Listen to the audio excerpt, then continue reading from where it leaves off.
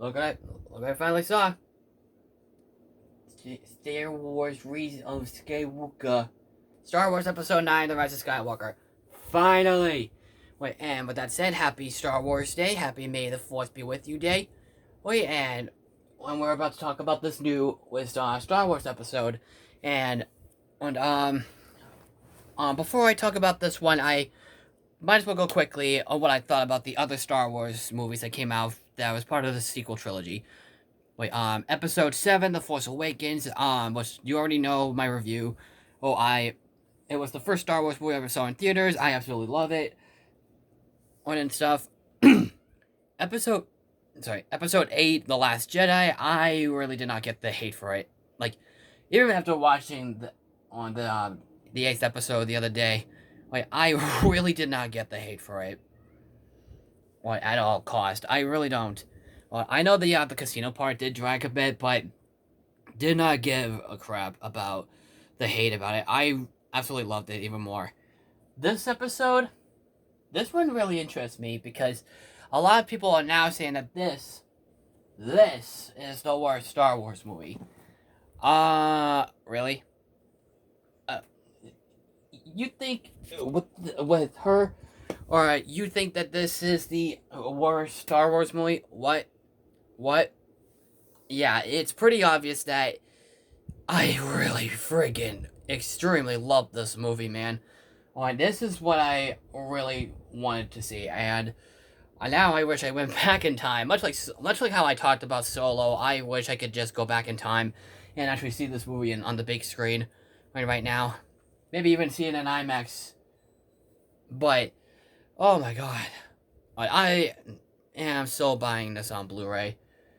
And the story, I might as well get it off the bat. When the film opens up with Kylo Ren, played by Adam Driver, and he finds a thing called Assist Wayfinder. He heads down onto a distant planet, well, a hidden planet where all the Sith all the Sith are hiding, and he uses it and he comes across Darth Sidious, surprisingly, played again by Ian McDiarmid once again, which is awesome. His plan, he's trying to have revenge on the Red Bulls and everybody else because because the events of the Return of the Jedi. He hires he hires Kylo Ren to kill Rey and tells him that he created Snoke, if which you remember the character played by Andy Serkis. So he hires him to kill Rey, but obviously we know what happens with Rey and Kylo Ren, particularly when they're connected to each other. But while that's going on, Finn and Poe and Chewie are flying to the Millennium Falcon. They get chased by TIE fighters because they found out that there's a spy, or an actual spy, from the First Order. And they send up TIE fighters and then they're flying and stuff, and oh my god. They're basically flying the Falcon and they keep hyperspace jumping, which is so friggin' fun. A really fun chase scene. But the other big plot is basically mostly focusing on Rey, and what happened to her past. Rey played again by Daisy Ridley, is training herself more, but being trained by Leia, played one more time, and final movie done by the late Carrie Fisher. Rey wants to. It's like hearing voices, and then she's having visions and stuff.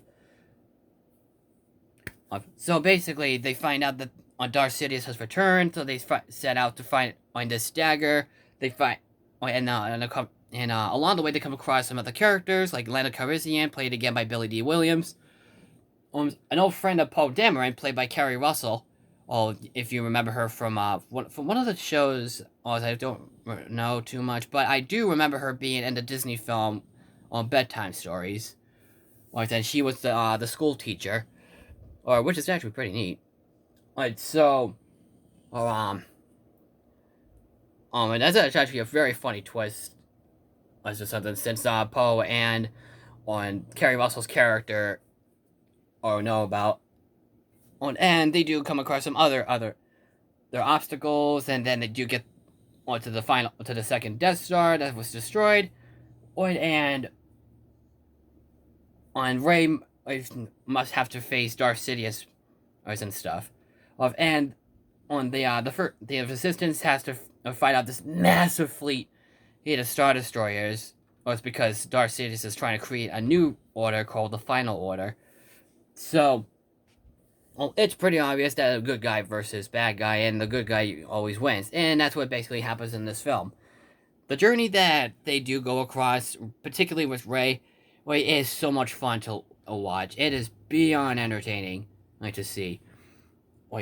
There are parts of Kylo Ren that, and he definitely does get a good amount of screen time, but it mostly focuses on Rey, and all the troubles she's going through. And I really think that, and I think that is definitely, an improvement of the other episodes. And the effects throughout this entire film, I guess technically The Last Jedi did look a little bit better, but the visuals and on the CG effects, and as well as the digital effects, are friggin' fantastic. Especially for a big budgeted film like this to exist. So, the music done by the final score done by John Williams, of course. It's so massive, absolutely brilliant. But Revenge of the Sith is still the better music that he's done personally. And the ending to the and the best part of the film, much like Rogue One, it is the big climax. This, I mean, wow, was I so in love with this movie? I don't really get what was really wrong with it, but I did have just a couple nitpicks with the film. One, sometimes the pacing did seem a little, the editing and pacing kind of felt a little too fast, like something kept on popping up and then it's like immediately gone or something. Or like it was just there for like a millisecond or 1 second or whatever. Or I get the fact that they're trying to like make it big fun and more epic, and they do succeed here. But maybe just a little bit, or like time it, on the pace would just go and stuff. So, just do a little bit better with that. And the other nitpick is that how come Rose didn't enjoy them on their quest? I would love to see an interaction with Rose and Rey. That would have been fine. I know she was supposed to like stay on the planet and stuff. And you will like help out with the resistance and stuff. But she joined Finn in the last episode, and she was in a lot of it, and I really enjoyed the character. So I still thought she would have been more enjoyable here. She still is enjoyable, but you probably get the idea. What else?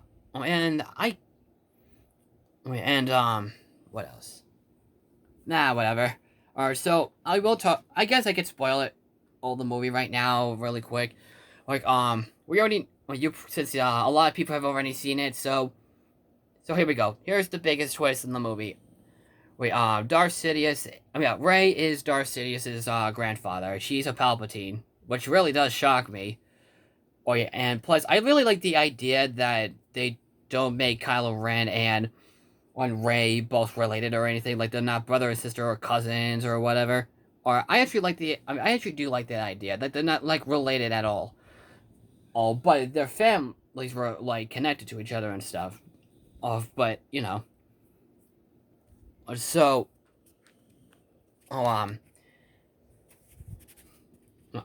Luke does come back in this film, as like the ghost and stuff, like Obi-Wan and Yoda did as well, which really got me hyped up as well. Leia dies in this movie, which makes, and you're probably, I know you might be thinking, why you spoil it? Well, Carrie Fisher died anyway a few years ago, so. And plus, a lot of people have already seen it, so it is probably safe for me to talk about it now. At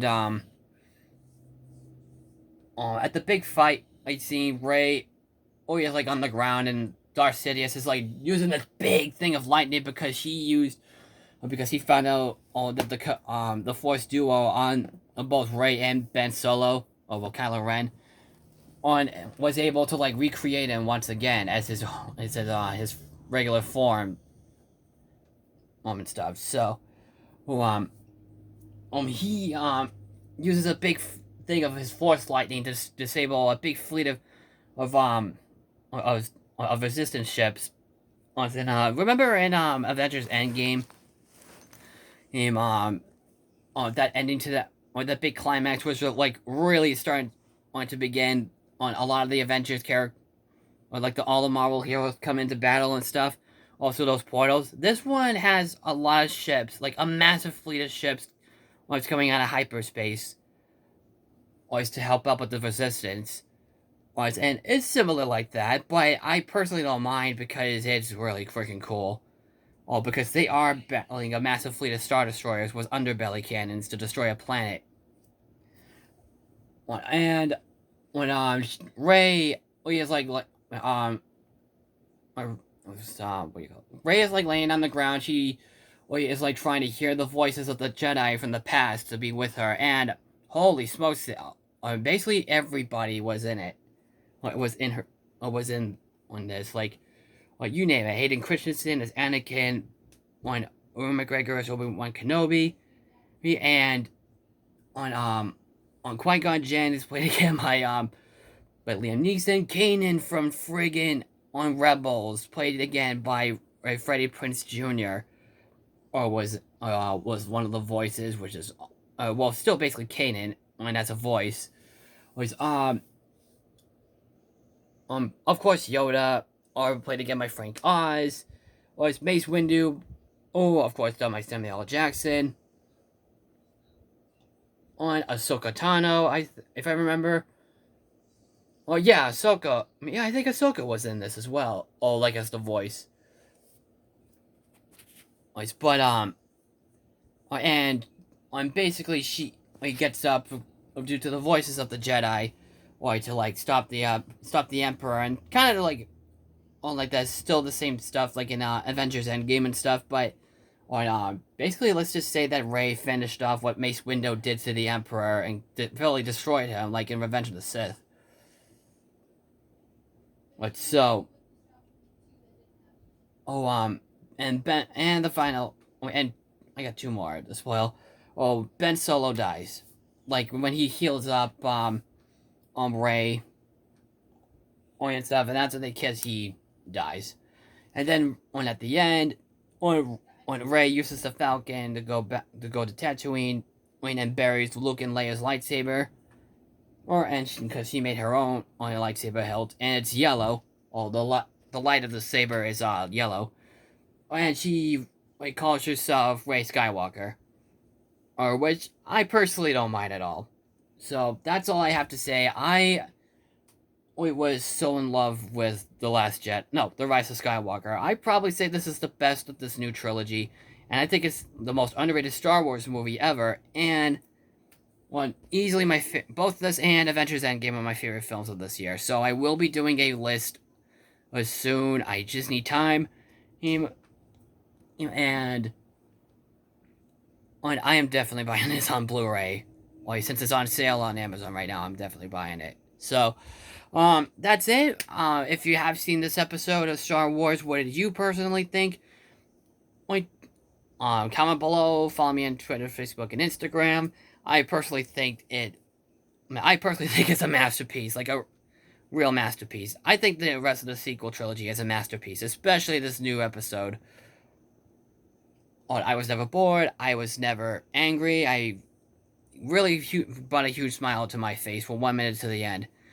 I know I'm missing some other spoilers, but I didn't feel like talking about it. But that's it, and don't forget to subscribe, share the video. And I'm the Bostonian Critic, and I will see you later. Take care.